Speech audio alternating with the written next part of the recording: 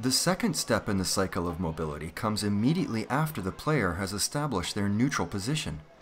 Once the player has identified where to go, they must maneuver the chair to set up for the best impact possible. The first aspect of maneuvering the chair is pushing. In order to propel the chair forward, the player must push with one or both hands. Learning to move with a racket in one hand is not easy. A push is equivalent to a stride in running. The more efficient the push, the more ground covered. For reference, we will picture the wheel as a clock. The player should start with their hand at 12 o'clock on the top of the wheel. They keep their hand in contact with the wheel and thrust through a full stride to the 3 o'clock position. In general, short, quick thrusts are used to quickly start and make fast adjustments. Long thrusts are used once the chair is moving. The next aspect of maneuvering is called braking. By grabbing hard on the wheels and leaning back, the forward momentum of the chair can be stopped or slowed sufficiently to adjust to the ball. In general, the player must always maintain momentum during a point, and this technique is typically only used when a player feels they will be too close to the ball. The next aspect of maneuvering is called turning. Turning is the most important mobility skill a player uses in tennis, as they must constantly modify their direction to respond to an opponent's shot. To maintain continuous momentum, rather than starting and stopping, which breaks momentum, players should strive to make constant circular mobility. In other words, they move in circles to keep their chair in motion. There are 3 key ways a player can change direction in wheelchair tennis. An in-turn is when the chair turns towards the net.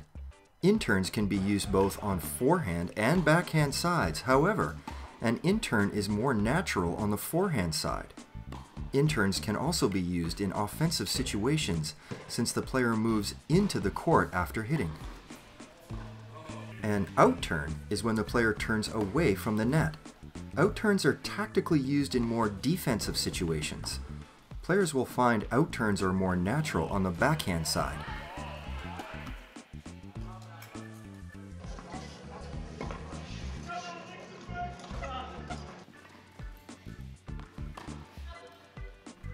A pivot is used to get out of the way when a ball comes right at the player.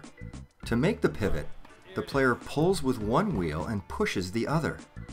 A player can pivot to either the forehand or backhand side.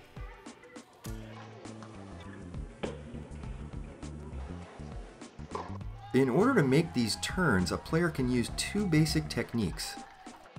A push turn is for gentle curves, when the player pushes one wheel more than the other, which will turn the chair.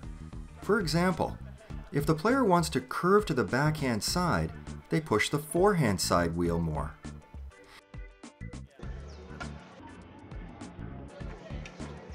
If they want to curve to the forehand side, they push the backhand wheel more. The advantage of a push turn is the player's momentum is maintained. A pull turn is for hard, tight turns. The player slows one wheel to turn the chair.